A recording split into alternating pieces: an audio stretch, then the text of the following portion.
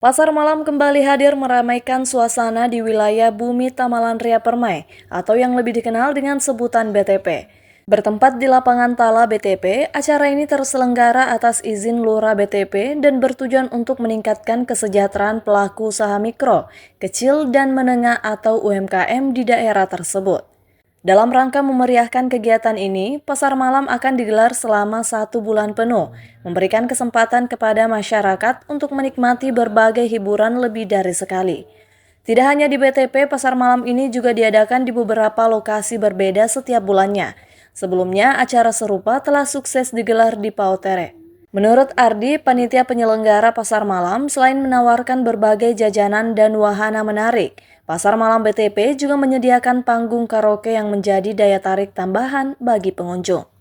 Ini kemarin kita mulai tanggal 3 September sampai tanggal 3 Oktober. Selama 1 bulan? Selama 1 bulan. Memang setiap bulan ini rutin diadakan ya Pak? Setiap bulan kita rutin adakan beda-beda lokasi. Jadi ada kita rencana itu 9 kecamatan. Kota Makassar. Untuk meningkatkan ekonomi UMKM. Itu termasuk tujuan kita untuk meningkatkan ekonomi UMKM. Jadi memang yang berjualan di sini tuh UMKM yang lokal gitu ya Pak ya? Ya lokal. Itu pun sudah resmi dengan izin dengan UMKM. Kalau operasional itu mulai jam 5 sore sampai jam 11 malam. Kalau mau join UMKM itu kan kita ada 2 opsi, bawa tenda sendiri dengan kita punya tenda pribadi.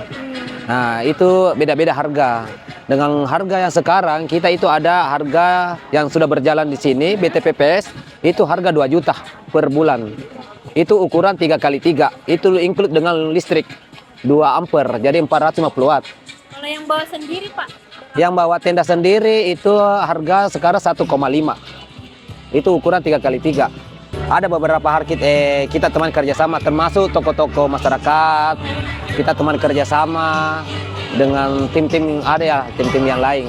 Kita kerjasama dengan ada RW dan RW dengan masyarakat. Yang penting toko-toko masyarakat yang